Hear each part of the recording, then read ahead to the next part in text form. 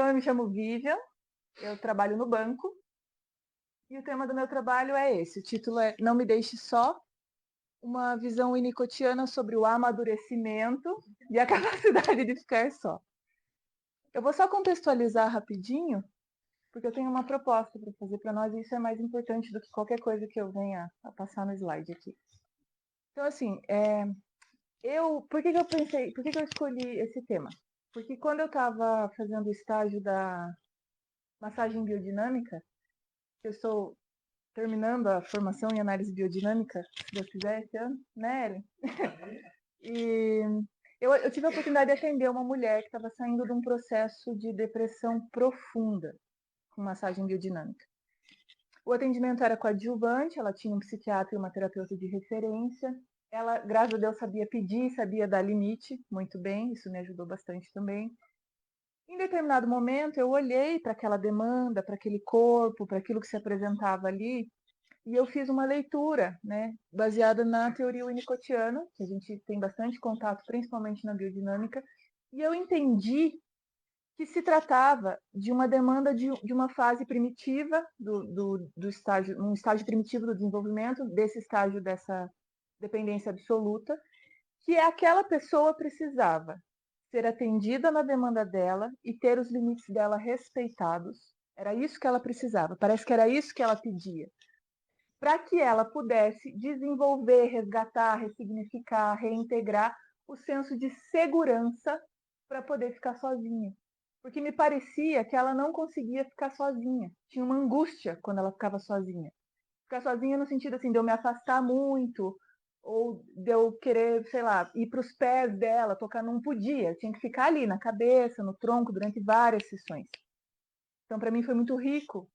Essa experiência foi muito rica. E me fez pensar sobre como que a gente aprende a ficar sozinho. Porque a gente nasce totalmente dependente do outro, diferente de outros mamíferos que já nascem andando, a gente não. Então, como que a gente aprende? E aí a gente vai resgatar lá no Winnicott, a gente vai descobrir que a gente aprende justamente na presença do outro. A gente aprende a ficar sozinho com o outro, se apoiando no ego dessa mãe, desse ambiente, enfim, desses cuidadores, né? E aí o Winnicott vai falar, então, do processo da solidão essencial e da elaboração imaginativa, que tem tudo a ver com isso, que o Robson já explicou também bem na primeira parte da fala dele ali. Então, a criança vai sendo atendida na demanda dela, com respeito, sem invasão e sem negligência em excesso. Podem haver falhas, a gente sabe disso, mas não pode ser em excesso, né, porque senão vira um trauma. E aí aquilo vai fazendo sentido. E aí, quando a criança está num estágio de relaxamento, né, aquele estado oceânico, sendo e continuando a ser e tudo mais, essas experiências vão sendo integradas. A gente sabe que tudo isso vai constituindo esse mundo interno. Também o Robson falou um pouco sobre isso, e outros colegas também. Então, a gente consegue ficar sozinho com mais facilidade quando esse processo deu bom, quando isso foi suficientemente bom e a gente constituiu um mundo interno que nos ancora, que nos dá segurança para confiar. Confiar no processo, confiar na vida, confiar em nós mesmos. A gente aprende a esperar. Então a gente sabe que se a gente ficar sozinho, se demorar um pouco para as coisas acontecerem e tal, tá tudo bem. Porque quando eu precisei, eu tive. Eu precisei, eu tive. Eu precisei, eu tive. Eu vou ter de novo. Né? Tem um princípio de previsibilidade. Quando isso dá ruim, porém, a gente fica mais ansioso, esse mundo interno já não é tão legal, já não é tão bom, e aí pode ser mais difícil essa tarefa de ficar sozinho, que era o que acontecia com essa minha paciente. Então, só uma citação ali, maturidade e capacidade de ficar sozinho significam que a maternidade suficientemente boa permitiu ao indivíduo construir uma crença no ambiente benigno. Essa crença se constrói através da repetição de gratificações instintivas. Então, é esperado, é um objetivo, né, a ser alcançado, que a gente possa estar confortável, estar só na presença do outro. A gente possa ser a gente mesmo quando está na presença do outro. Isso faz parte do amadurecimento. E é tão importante isso que tem até música sobre isso.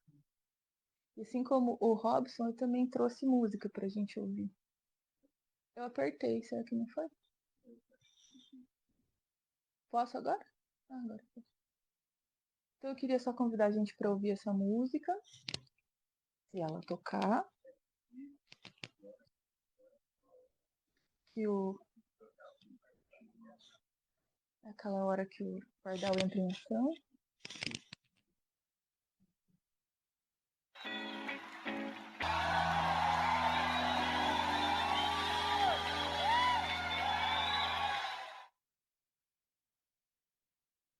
Tudo bem, então quando eu escutei essa música, eu já vou falando para, né, a gente não perder tempo.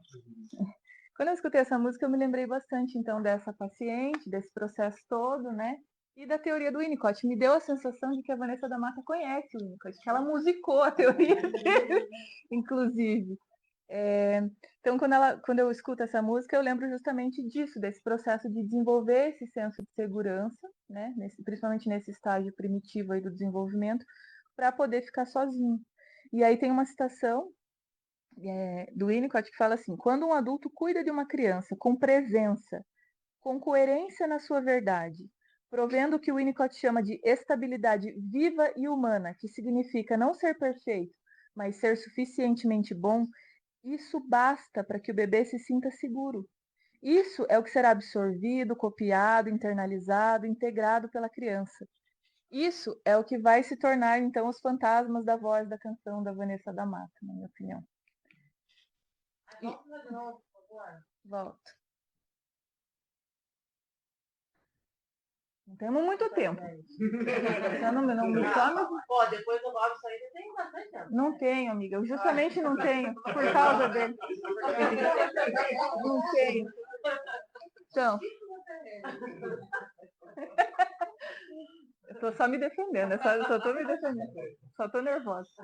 Então, quando ela canta assim, não me deixe só, tenho medo do escuro, eu tenho medo do inseguro, eu tenho medo dos fantasmas da minha voz. Me remete justamente a esse processo. E aí eu achei uma citação que diz assim: quando a mãe tem na maternidade um incômodo, uma urgência, uma ausência, a criança cai no vazio, chamado de angústia impensável. Então, é quando esse estado interno dá ruim, né? Porque daí a criança precisa amadurecer antes da hora, o processo de elaboração imaginativa, a mente se antecipa para defender, para criar uma noção de estabilidade, de previsibilidade que não existe, e aí pode ficar ruim ficar sozinho, né? Pode dar ruim, a gente fica ansioso. Ou a gente entra numa angústia de que vai ser desamparado, abandonado, né? Ou a gente pode ficar num medo de ser invadido a qualquer momento, não consegue relaxar, não consegue atingir esse estado de solidão essencial, de ser e apenas ser e continuar a ser. Né? Quando ela canta Tenho Desejos Maiores, né, o que me remete? Então, quando dá bom esse processo de desenvolvimento de segurança, é natural que a gente queira expandir. Então, a criança precisa se sentir segura até para ela poder testar esses limites depois, e até chegar lá na fase do concernimento, né? Não vou me aprofundar nos conceitos. Mas aí tem uma citação bem interessante do Winnicott que diz assim: as pessoas precisam ser livres para viver com imaginação. A liberdade é algo fundamental, que revela nas pessoas o que elas têm de melhor. Não obstante, convém admitir que alguns indivíduos não podem viver em liberdade por temerem a si mesmos e ao mundo. Então eu entendo que é quando ele está dizendo desse processo que deu errado, né? E aí, quando ela diz, eu saio na capoeira, eu sou perigosa. Então, assim, deu bom e ela pode mostrar a agressividade dela, ela pode colocar a pulsão dela, ela pode.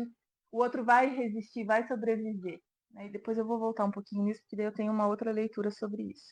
E agora é o que interessa. Eu queria fazer um convite para gente. Os meus 3 slides. A gente vai sair na. Eu queria fazer um convite. Eu queria que a gente pudesse experimentar isso. Como seria isso? Então, que a gente pudesse dividir em duplas ou trios, ou o que for possível. Me disseram que você consegue fazer salas para o pessoal do online participar também. E aí a consigna é a seguinte: eu vou falar terapeuta e paciente só para ficar mais fácil, mas um vai receber e o outro vai atender a demanda, né? Essa é a ideia. Então, assim, quem vai ser o paciente, quem vai receber, vai fazer um pedido para o colega. E aí é muito importante, a consigna para quem vai receber esteja no seu corpo, esteja em contato com você, com a sua demanda, com o seu desejo, o que você precisa, o que você deseja neste momento, nesse intervalo do tempo e espaço, aqui e agora, que o outro pode te dar, que você acha que ele pode te dar. Então, eu quero contar uma história para você, eu preciso ser ouvida, eu preciso falar uma coisa, você pode me ouvir? Ah, eu preciso de um toque no pé, eu preciso que coce minhas costas, eu preciso tirar um cochilo.